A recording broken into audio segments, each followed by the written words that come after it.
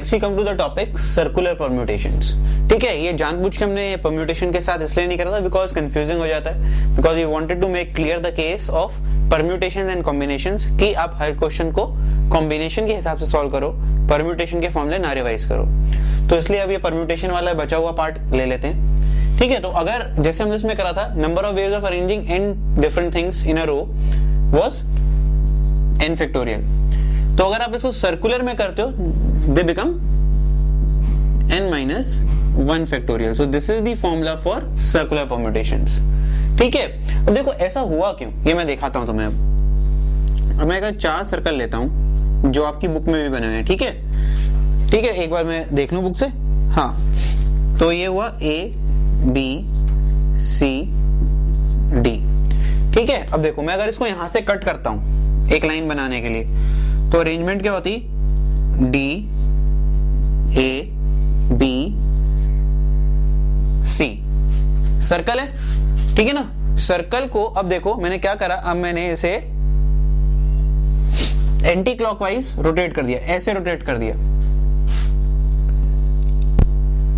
तो D यहां आ जाएगा, A यहां आ जाएगा, B यहां आ जाएगा और C यहां आ जाएगा। अगेन मैंने यहां से कट करा तो क्या बनेगा, देखो C D A B।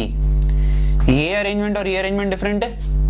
अगर आप रो का केस लो तो this is different from this, but ये और ये डिफरेंट नहीं है, ये और ये सेम है, बिकॉज ये मैं यहां से देख रहा हूं। ठीक है, इस एंगल पे बैठ के यहां पर आदमी खड़ा है। ठीक है, अगर यही अब मैं यहां से देखूंगा तो सेम है, बात तो सेम पड़ी ना। सो ये तो ऑब्जर्वेशन की बात थी कि मैं कहां से खड़ा होकर देख रहा हूं, बट अगर मैं इसको कहीं से भी खड़ा होकर देखूं, यहां से देखूं या यहां से देखूं या यहां से देखूं, तो ये डिफरेंट होगा। यहां पर स्टार्टिंग पोजीशन में है D, यहां पर स्टार्टिंग पोजीशन पे है C। So these two cases are different, but circle के केस में डिफरेंट नहीं है। सिमिलरली अगर मैं इसको एक बार और एंटी क्लॉकवाइज रोटेट कर देता हूं, ठीक है, ये दोबारा एक बार, तो A ऊपर आ जाएगा, D यहां आ जाएगा, C यहां और B यहां, फिर यहां से कट करता हूं तो देखो चेन क्या बनेगी, अब की बार आ जाएगा B फर्स्ट पोजीशन पे, फिर C, फिर D, फिर A। ठीक है, बट स्टिल ये और ये दोनों सेम है। ठीक है ना, क्योंकि इसका सिर्फ देखने का नजरिया है, तो वो देखो ना, रोटेशन जो कर रहे हो उसके पर्सपेक्टिव से कुछ भी फर्क नहीं पड़ रहा, क्योंकि A का अभी भी पार्टनर जो है वो D है और एक और दूसरा पार्ट, तो A का पार्टनर एक था D और अभी भी B ही है, B और D ही है B A के पार्टनर। सो अगर मैं चौथा केस भी बनाऊंगा कि एक बार और रोटेशन कर दी, तो A यहां आ जाएगा, D यहां, C यहां और B यहां, तो ये 1 2 3 4 ये चारों सेम है। तो अगर मैं इसको रो में अरेंज करता तो दिस वाज 4 फैक्टोरियल। ठीक है ना, but I have to divide it by 4 because जो हर 4 फैक्टर बन रहे हैं धागे के वो एक ही हैं, कि अगर ये केस बनाता तो ये 4 अलग अलग रो के कॉम्बिनेशंस बनते। ठीक है ना, बट दे आर ओनली 1, तो you have to divide it by 4, तो इसीलिए n फैक्टोरियल, तो इसीलिए ये क्या हो जाएगा, n factorial by n which is nothing but n minus 1 factorial. तभी आया ये आपका ये वाला formula. Okay, now let us discuss special case in circular permutation, that is garland case, मतलब फूलों की माला। ठीक है, तो उसमें क्या होता है कि उसमें एंटी क्लॉकवाइज और क्लॉकवाइज डायरेक्शन का कोई मीनिंग नहीं होता है, क्योंकि देखो अगर जब when we talk about people कि एक बंदा बैठा है, तो यू कैन से कि हाँ उसके लेफ्ट में एक लिविंग ऑब्जेक्ट बैठा है, उसके राइट में एक लिविंग ऑब्जेक्ट बैठा है, but when you talk about a garland case तो उसमें कोई एंटी क्लॉकवाइज और क्लॉकवाइज का मीनिंग नहीं होता है, तो इसीलिए दोनों डायरेक्शंस सेम होती हैं, तो we divided by 2। So in a case of garland the circular permutation is n-1 factorial divided by 2, because इस केस में anti clockwise direction and clockwise direction are considered to be same. Because अगर यहां पर green है, यहां पर red है और यहां पर एक येलो फ्लावर है, ठीक है, तो अगर आप इसको रोटेट करोगे यहां पर या फिर इसको आप रोटेट कर दो यहां पर, तो रहेगी इनकी position same he.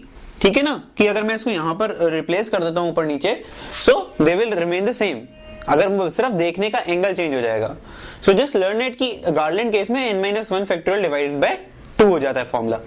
Okay, so now let us take illustration 31 of your package, जिसमें क्या गिवन है कि 5 Indians and 4 Englishman are to be arranged around a table. तो कॉमन तरीके से करने का क्या तरीका है इसका, देखो 9 लोग हैं, 9 minus 1 factorial that is 8 factorial ways में आप इनको without any condition circular table में अरेंज कर सकते हो। तो ये तो हो गया आपका ए पार्ट का आंसर।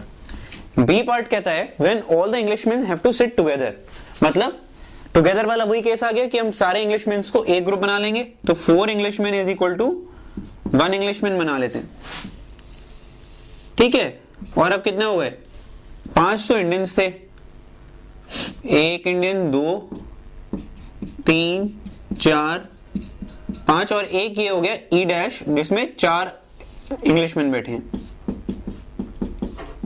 सो 6 लोग बैठे हैं यहां पर टेबल पे, तो उनको सर्कल में कितने तरीके से अरेंज कर सकते हैं, 6 minus 1 factorial which is 5 factorial. Now you have to arrange 4 Englishman now that can be done in 4 factorial ways. So total ways ये हो गए, ठीक है। Next is required that all the 4 Englishman do not sit together, ठीक है। अब ये देखो, ये पहले दो केसेस से ही हो सकता है। एक बार आपको पता चल गया कि टोटल पॉसिबल केसेस क्या हैं, 8 फैक्टोरियल, और एक केस हो गया कि जिसमें आपको पता है कि सारे इंग्लिशमैन साथ में बैठे हैं। अगर इन दोनों को आप माइनस कर दोगे तो what you will get, the possible cases where all Englishman are not sitting together, ठीक है। तो बल्कि इसको रूल बना लो, remember it, whenever you have to find that people are not sitting together, ठीक है, all people are not sitting together, super set निकालो, मतलब सारे परमुटेशन निकालो, उसको सब्ट्रैक्ट करो when all of them are sitting together, ठीक है। And the last point is no 2 Englishman sit together, ठीक है ना। अब है नो 2 इंग्लिशमैन सिट टुगेदर, तो ये देखो इसमें इसका क्या मतलब हुआ कि वो दो कोई भी आसपास ऑल्टरनेट बैठते हैं, साथ साथ नहीं बैठते।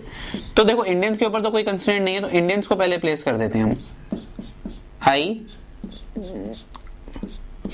ठीक है, 5। अब यहां पर देखो एक सीट अवेलेबल, इनके बीच में 2 3 4 5, तो हम इन 5 सीटों पे हमें 4 इंग्लिशमैन को बैठाना है, सिंपल, ऑल्टरनेट बैठाना था ना इनको, तो that can be done is 5c4 into 4 factorial ways, simple था ये तो, ठीक है। और रिमेनिंग क्या बचे, इंडियंस, 5 इंडियंस को सर्कुलर टेबल पे अरेंज करना है, तो that is equal to 4 factorial. तो ये नेट आंसर हो गया आपका,